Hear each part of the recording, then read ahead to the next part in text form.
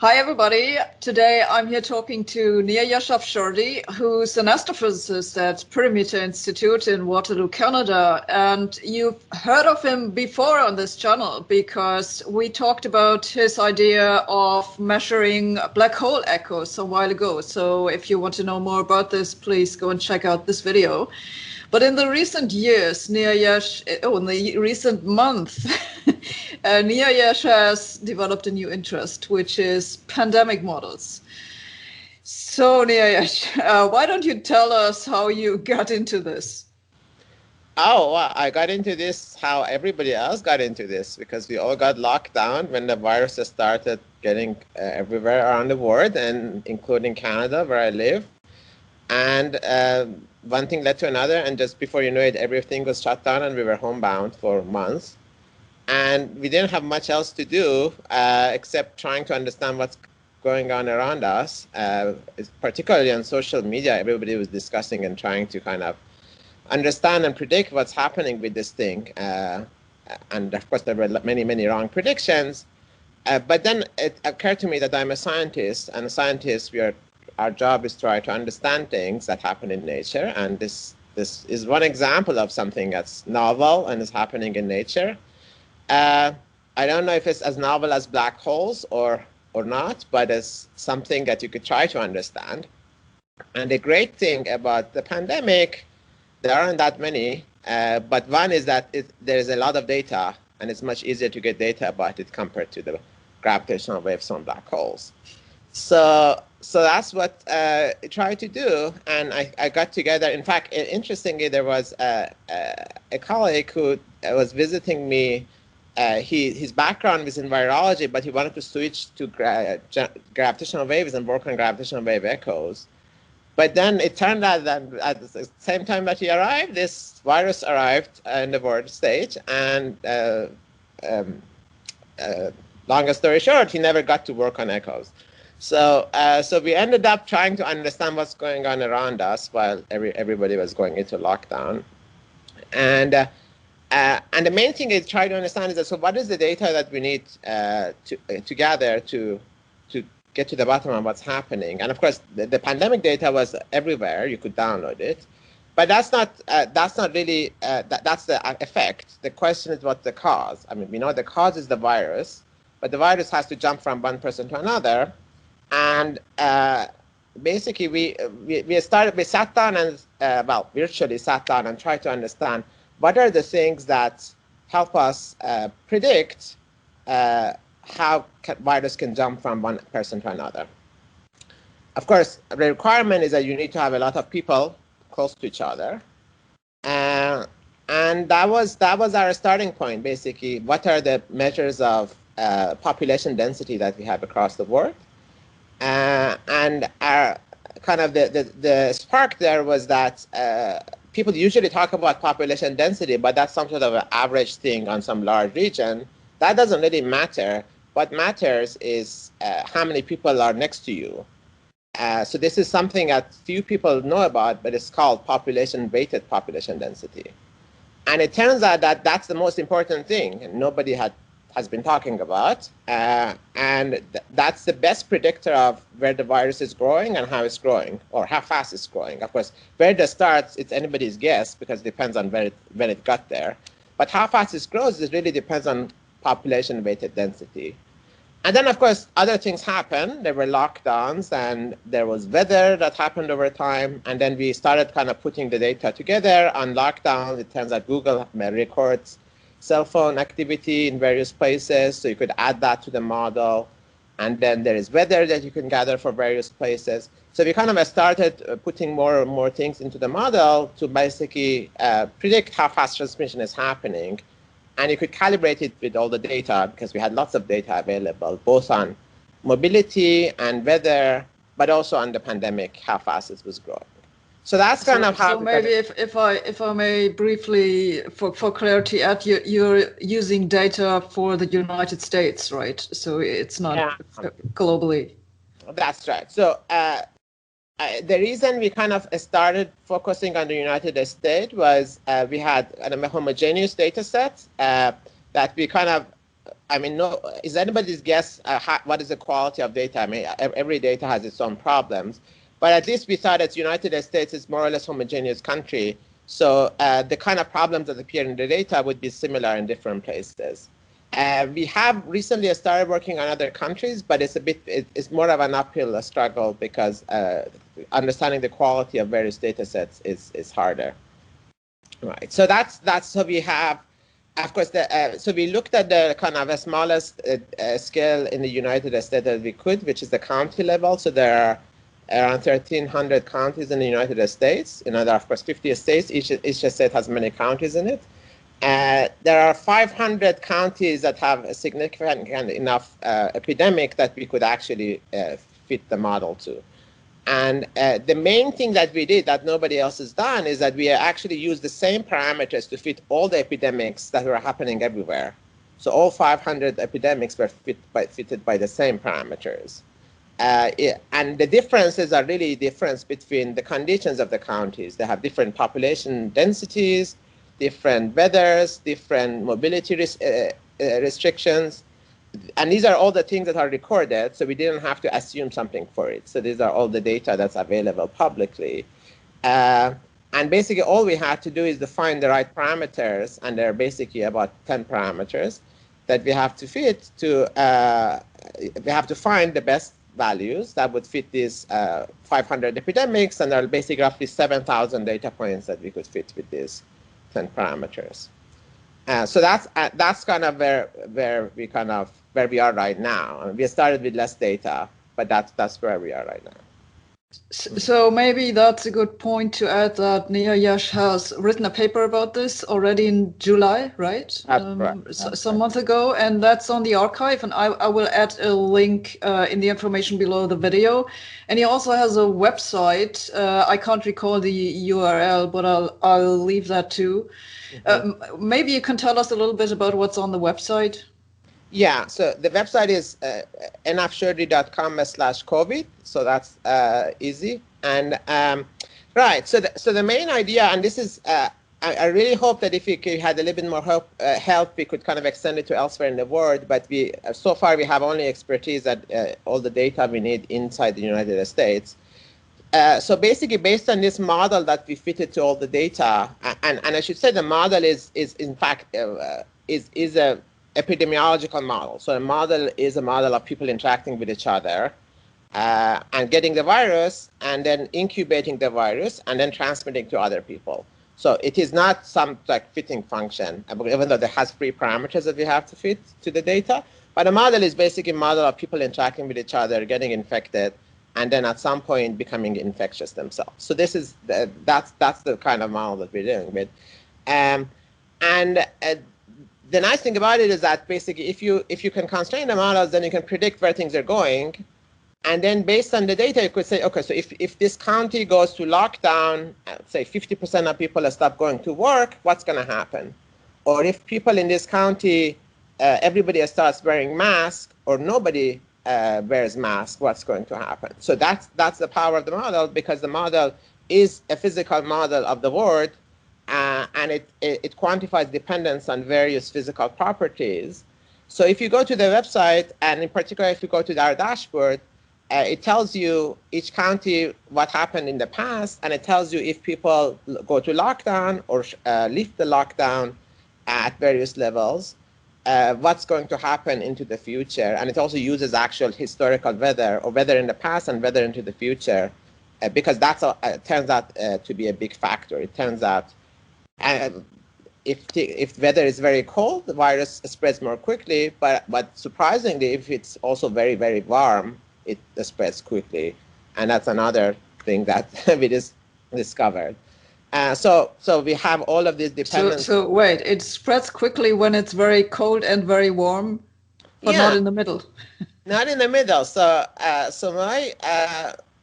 don't know if this is the right explanation, but I think that my explanation for this is that basically there is an optimal weather for people to spend outdoors.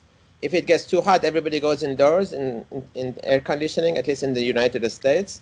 And then if it gets very cold, the same happens. Everybody goes indoors. So I think it's probably really a proxy of how much time people spend indoors, right? But that's an effect that's there, and it's very significant in the data, as is many other effects. And so there is the effect of course, shutdowns. When people stop going out, then the virus doesn't spread. So that's obvious. The one that is most surprising to us, but also most significant, you could argue, is that the places that had a lot of mortality, those are the places that a virus stops spreading, and that's independent of all the other effects. But it's an effect that's expected, and that's related to the immunity. And the more people get infected, the less susceptible people remain in the society, so that would slow down the spread of the virus. Now, we're not sure that's what's happening, but that's certainly consistent with the model and with the expectations from epidemiology. And yeah, so that's another effect that we find, that in basically places where somewhere between 0.1% to 0.2% of the population have passed away from COVID, then those are the places where basically the epidemic stops spreading. It doesn't mean that it stops, it's just that it doesn't exponentially grow anymore. And that's another thing that comes out of our analysis. Okay, so you're not actually using any demographic data, is that right? We are using we use age distribution. Yeah, so we have that's another dependence, that in fact the number of older people, or the density of older citizens is more important for the prediction than the younger people. So the older populations have a faster epidemic growth. Right. So yeah, so we use that as well, and a host of other information. We also use Google Trends for face masks. So basically, that would be that's our proxy or guess for how many people are wearing face masks. Is basically, if they're searching for face masks on Google, then probably they're looking for buying them. That's another. There is some correlation with that as well, as it turns out. So what would you say is the biggest difference between your model and, let's call it, the standard model, the compartmental models, with, the usual models that they are using with the susceptible, infected, recovered division? Yeah, I think our model is, it's not terribly different. I mean, you could say that our model is kind of a slightly more complicated version of that, our epidemiological model. So that's really not that different. So I think if you have like 2 or 3 compartments, you could kind of reproduce what our model does in terms of its dynamics. But I think the main power that we have is we actually identify how the parameters in the model depends on local conditions of the society. So historically, what people do, and I mean, I've looked through these papers over the years, and of course for this pandemic, they either assume that they're constant, these parameters are constant, and then deal with them as toy models, or they assume these various stages of lockdown and reopening, and then you have to kind of keep adding various stages to fit the data. And then you do this separately for different cities or counties or metropolitan regions. And of course, at some level, I mean, if you have enough parameters and enough stages of reopening and shutting down, you can fit anything you want, right? What we do is that we actually identify the drivers that you could actually objectively measure in various places based on various data sets that we have available, from Google to weather to the epidemic history. And so you could use, can you use the same parameters everywhere? Because it's the same virus and these are the same people.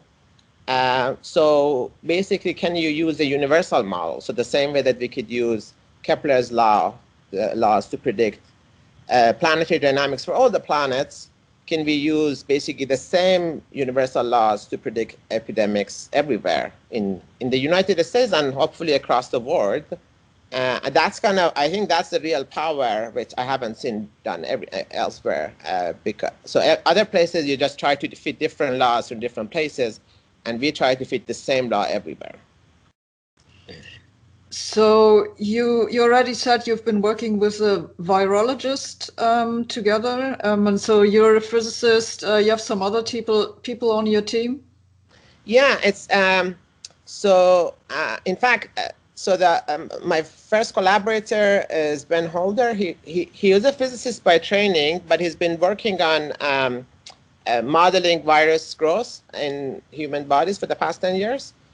So it's he wasn't like doing epidemiology, but I mean there's some of the formalism is similar. So he's a physicist by training, but he had a lot of work on virology. So we then got some people from Wolfram because they were interested in data and COVID, and I knew how to use Mathematica, so somehow that matched. And then more recently, Steve Weinstein has joined us. He's a philosopher of science, and I think that's a good possibility because he knows how scientists can talk to each other or don't, as you do probably, and I'm hoping we can kind of find a good fusion in this collaboration. He has a physics background, though, doesn't he? I actually don't know. I mean, I know he's in philosophy department, but I mean, he's certainly very much interested in physics. Yeah. So your group is very physics heavy. How has the reception of your model been by the epidemiology community? Yeah, I think they have, for the most part, ignored us. I have talked to a few of them. For the most part, I haven't heard back. There is a small fraction of a small number of epidemiologists who kind of take this question of herd immunity or study this question of herd immunity in more detail. In particular, there is a mathematical modeler in Scotland, Gabriella Gomez, and she's become famous because she has shown that at least in some models, and other people have shown this as well, the herd immunity threshold could be much lower than what classically people know about. So classically, if you look at kind of website and textbook, they say that if, for example, for COVID, that reproduction number is 3 or 4, somewhere between 60% to 80% of the society needs to be infected to reach herd immunity. And so herd immunity basically means that if this many people get infected, 60% or 80%, then beyond that point, there are not enough people left in the society so that COVID would exponentially grow. So it would decay from that point on. It doesn't mean that people stop getting infected. It just means that there will be fewer and fewer people who get infected. Now, it turns out that these simple estimates, they assume a homogeneous society. By that, I mean that everybody is like everybody else. Every person has the same probability of getting infected and same probability of infecting others once infected. And of course, in real societies, that's not the case. And in particular for COVID, we know that's definitely not the case. And it was shown that, in fact, this threshold is much lower if you have basically super spreading events or a lot of super spreading driving the COVID infections. So there are already published papers that say that this number could be as low as 40%, and there are other works that are more controversial for reasons that I don't understand, but they say that if you just fit the data, you get more like 10 to 20%. So this is work of Gabriella Gomez and her collaborators that says that you only need 10 to 20% of the society to be infected or community to be infected, although this number does vary from place to place. So I talked to her, and I think it looks like what we're finding very much consistent with what she's finding.